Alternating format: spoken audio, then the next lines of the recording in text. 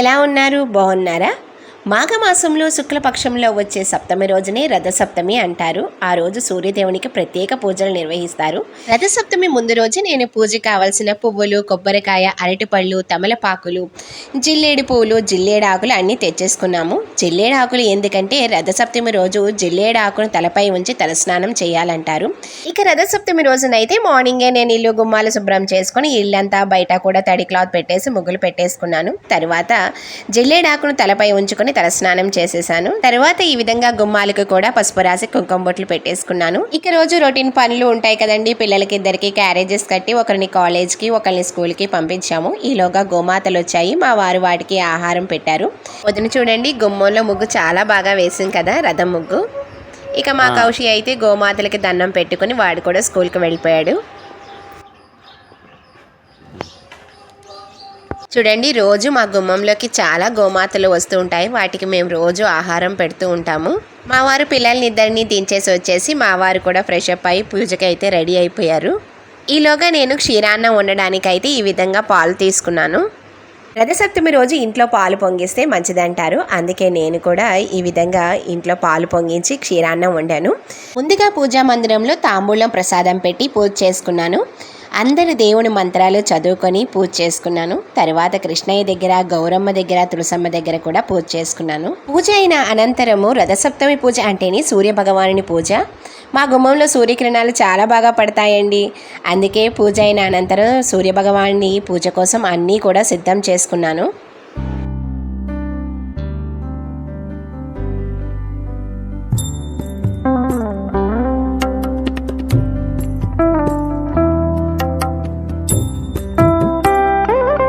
రథసప్తమి రోజు సూర్య భగవానుని పూజ ఏ విధంగా చేసుకోవాలంటే, ముందుగా పూజ చేసే ప్లేస్ని పసుపు నీళ్ళతో శుభ్రం చేసి దానిపై పీఠం అమర్చి దానికి నిండుగా పసుపు రాసి దానిపై అష్టదళ పద్మం ముగ్గు వేసి శంకు చక్రాలు కూడా వేసుకోవాలి. ముగ్గుపై పసుపు కుంకుమ పెట్టాలి. పీఠంపై 7 జిల్లేడాకులను పెట్టి మధ్యలో తమలపాకులో పసుపు విఘ్నేశ్వరుని, సూర్య భగవానునిగా పసుపుతో సూర్యునిలాగా ఈ విధంగా చేసి గంధం, కుంకుమ, పుష్పాలను సమర్పించి పీఠం దగ్గరే రథం ముగ్గును కూడా వేసుకున్నాను.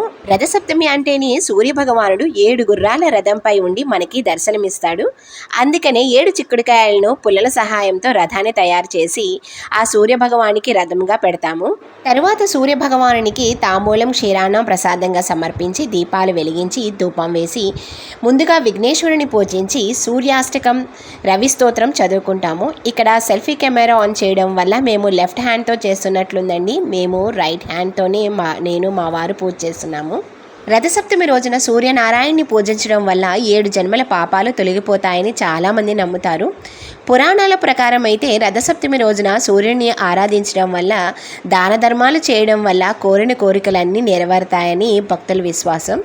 ఈ రోజైతే స్వామివారు ఎటువంటి అలంకరణ లేకుండా నిజరూప దర్శనమిస్తారు. ఈ రోజు ఆ స్వామివారికి పాలు పొంగించి క్షీరాన్నం వండి ప్రసాదంగా నివేదిస్తాము. స్వామివారి రవి స్తోత్రం, సూర్యాష్టకం చదివి కొబ్బరికాయ కొట్టి హారతిచ్చి పూజ చేస్తాము. సూర్య భగవానికి పూజ చేస్తే ఎటువంటి అనారోగ్య సమస్యలు ఉండవంటారు. నమస్తుభ్యం ప్రసీద మమ భాస్కర దివాకర నమస్తుభ్యం ప్రభాకర నమస్తుతే సప్తాస్వరథ మారూఢం ప్రచండం కశ్యపాత్మజం శ్వేతపద్మధరం దేవం తం సూర్యం ప్రణమామ్యహం లోహితం రథమారుఢం సర్వలోక పితామహం మహాపాపహరం దేవం తం సూర్యం ప్రణమామ్యహం. ఇక్కడ నేను మా వారు సూర్యాష్టకం చదువుతూ ఆ సూర్యభగవానికి పూజ చేస్తూ ఉంటే మా మీద సూర్యకిరణాలు పడుతూ ఆ స్వామివారు మా పూజను స్వీకరిస్తున్నట్టుగా అనిపించింది. ఆ రోజు మా వారికి డ్యూటీ ఆఫ్ అవడంతో ఇద్దరం కలిసి ఆ స్వామివారికి పూజ చేసుకోగలిగాము. వీక్లీ వన్స్ ఆఫ్ వస్తుంది. అదే ఆ రోజు రావడం చాలా హ్యాపీగా అనిపించింది. బిఫోర్ ఇయర్ అయితే డ్యూటీ ఉండడంతో నేను ఒక్కదాన్ని పూజ చేశాను.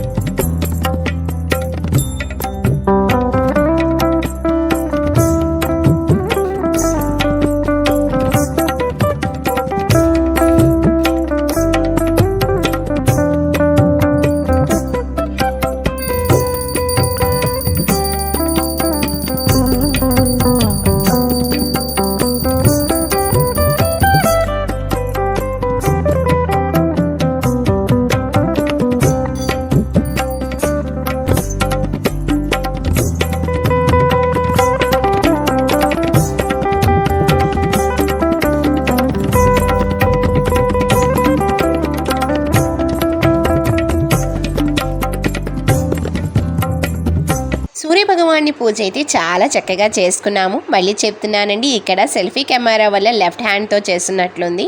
మేము రైట్ హ్యాండ్తోనే పూజ మొత్తం చేసాము. లెఫ్ట్ హ్యాండ్తో ఎవరు పూజ చేయరు కదా. పూజ అయితే మటుకి చాలా చాలా బాగా జరిగింది. ఆ సూర్య భగవానుడు అందరికీ ఆయురారోగ్యాలను ఇవ్వాలని కోరుకుంటున్నాము.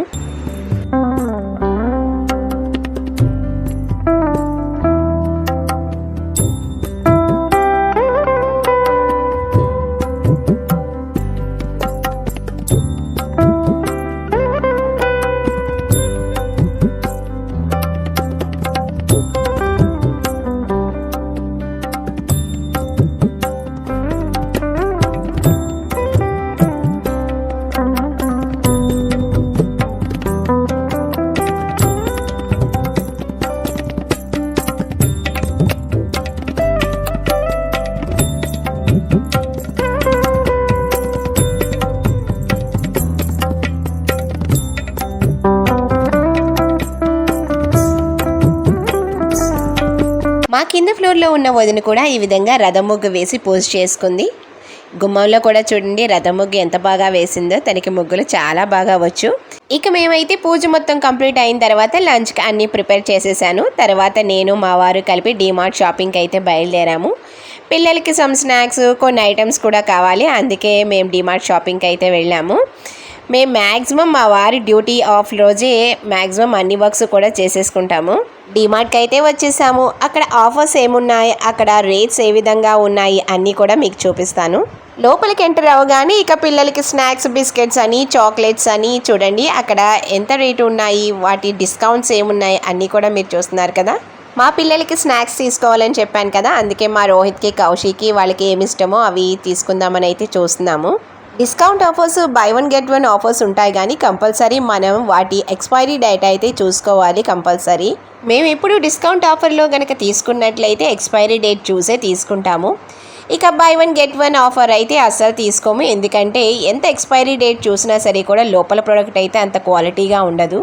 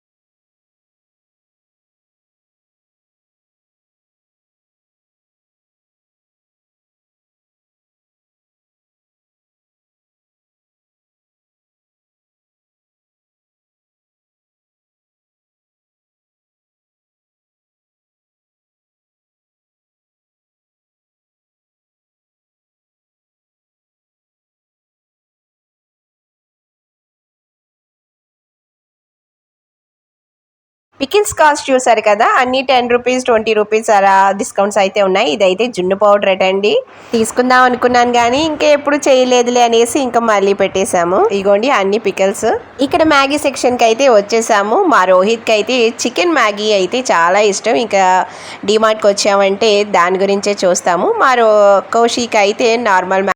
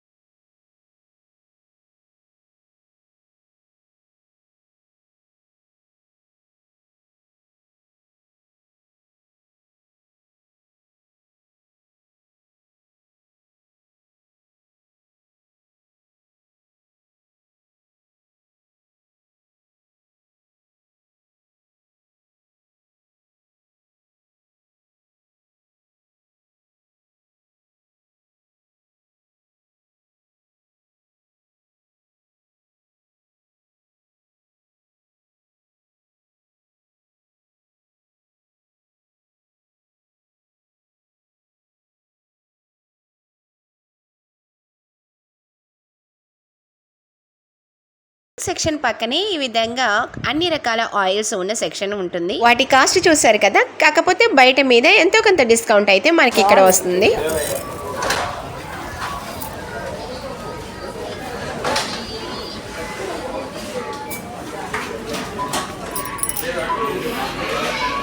ఇక ఫస్ట్ ఫ్లోర్కి అయితే వచ్చేసాము. గ్రాసరీ ఐటమ్స్ అన్నీ గ్రౌండ్ ఫ్లోర్లో ఉంటే మ్యాక్సిమం అన్నీ కూడా ఫస్ట్ ఫ్లోర్లోనే ఉంటాయి. ఇక సెకండ్ ఫ్లోర్లో అయితే ఆల్ ఎలక్ట్రికల్ ఐటమ్స్ అయితే ఉంటాయి. మరి ఫస్ట్ ఫ్లోర్లో ఏమేమి ఉంటాయి, వాటి డిస్కౌంట్ ఆఫర్స్ మీరు చూసేయండి. ఫస్ట్ ఫ్లోర్లో అయితే ఈ విధంగా బిగ్ మిర్రర్ ఉంది. ఇక నేను మా వారైతే సరదాగా పిక్స్ తీసుకున్నాము.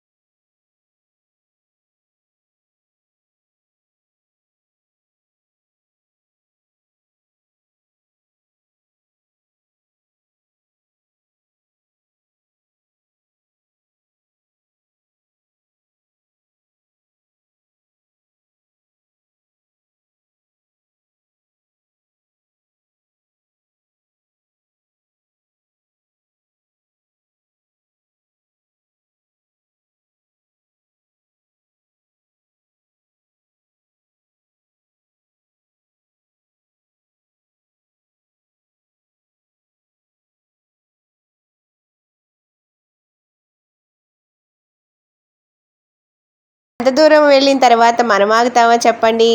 ఇక డ్రెస్సెస్ అన్నీ చూస్తున్నాము, కాకపోతే ఒకటే మోడల్, కలర్స్ వేరుగా ఉన్నాయి. నాకైతే ఇంకా ఆ మోడల్ నచ్చక ఇంకా డ్రెస్సెస్ ఏమీ తీసుకోలేదు. ఏదో వెళ్ళామంటే తీసుకుంటామో తీసుకోపోతామో అన్నీ చూసేస్తాం కదా. ఇక అన్నీ చూసి షాపింగ్ చేసి ఇంటికైతే రిటర్న్ అయిపోయాము. ఇక మేమేమేమి తీసుకున్నామో చూడండి. అనవసరమైనవి అయితే ఏమీ కాదులేండి, అన్నీ కావాల్సినవే తీసుకున్నాము. పిల్లలకి స్నాక్స్ అని, ఇంకా గ్రోసరీ ఐటమ్స్ అని, ఇంకా కొన్ని సమ్ ఐటమ్స్ అయితే తీసుకున్నాము. అయితే పిల్లలకి డైలీ ఈ స్నాక్స్ అయితే ఇవ్వను, వీక్లీ 2-3 టైమ్స్ అలౌ చేస్తాను. రోజు అయితే పిల్లలు స్కూల్ నుంచి కాలేజ్ నుంచి రాగానే శనగలు లేదా వేరుశనగలు బాయిల్ చేసి ఇస్తాను. అలాగే కార్న్స్ కూడా ఒక్కొక్కసారి ఇవి అలౌ చేస్తాను. ఈ స్నాక్ షాపింగ్ అయితే మ్యాక్సిమం 1 మంత్కో 2 మంత్స్కో ఒకసారే చేస్తాము, ఎందుకంటే అంత హెల్దీ కాదు కాబట్టి. మ్యాక్సిమం నేనే ఇంట్లో స్నాక్స్ ప్రిపేర్ చేసేస్తాను. మిగిలిన టైంలో అయితే పిల్లలు సరదావి కొన్ని తింటుంటారు. ఇదిగోండి మా కౌశి గారి స్పెట్స్ బాగున్నాయా. ఇదిగోండి డీమార్ట్లో అయితే ఈ షాపింగ్ అయితే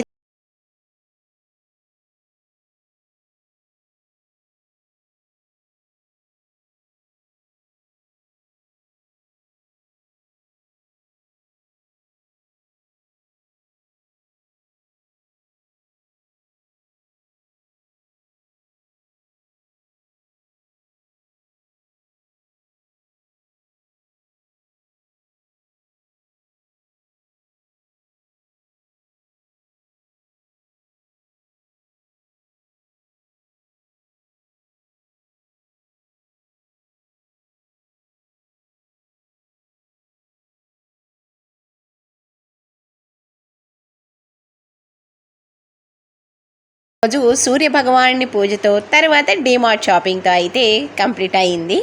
నచ్చిందా వీడియో? నచ్చితే ప్లీజ్ లైక్ చేయండి, షేర్ చేయండి, సబ్స్క్రైబ్ చేయండి.